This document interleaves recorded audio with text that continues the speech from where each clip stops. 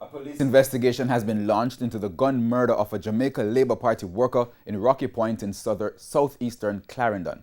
The killing threatened to overshadow nomination day activities in the area. Now, our reporter Dwayne Anderson was in the constituency and filed this report. Most of the focus on Tuesday should have been here at the nomination centre at the Vere Technical High School, but instead attention was fixed on this house at the Rocky settlement. A brutal murder took place last night, minutes after 10. The sand used to cover the blood marks are signs of the brutal attack. 36-year-old Paul Henry was shot and killed. He's very active in the community, and he help a lot of people. He was a quiet person. He doesn't make trouble with anybody. He's always laughing. A police source explained that it was too early to say if the killing was politically motivated.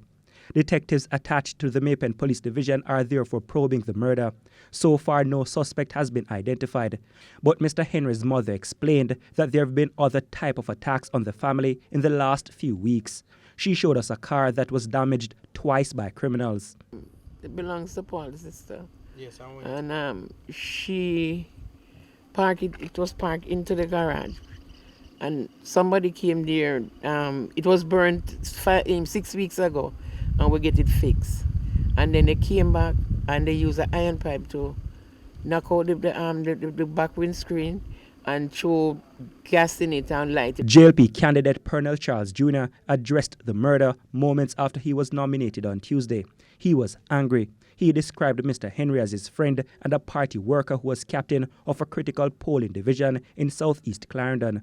He explained that hours before his death, Mr. Henry was doing the party's work. Anyone who believes that political intimidation will work will understand I'm sending a strong message. You will not deter us. We will not stand down.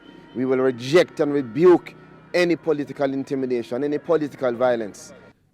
PNP candidate Patricia Duncan Sutherland expressed condolences to the family, but she does not believe politics is to blame. The young man who was murdered is a cousin of one of my cluster managers. It's so Southeast Clarendon said, everybody's family. So you see, in one community, you're going to have PD worker from one family on the PNP side and from the same family on the JLP side. So we don't deal with any kind of political violence. Now, as for the other aspects of nomination day in the southeast Clarendon constituency, the JLP brought in some familiar faces to help shore up votes, among them former Prime Minister Bruce Golding. He marched with the party's candidate amidst a sea of supporters, while the PNP candidate Patricia Duncan Sutherland marched with her councillors. Both sides also brought their motorcades with hundreds of revelling supporters. Well, the dust has settled on nomination day activities here in southeast Clarendon. The JLP's Pernell Charles Jr. and the PNP's Patricia Duncan Sutherland have both been duly nominated. Now, as far as the COVID-19 safety protocols are concerned, well, both camps will simply have to go back to the figurative drawing board because those measures were not followed. Reporting from the Vere Technical High School here in southeast Clarendon, I'm Dwayne Anderson for TVJ News.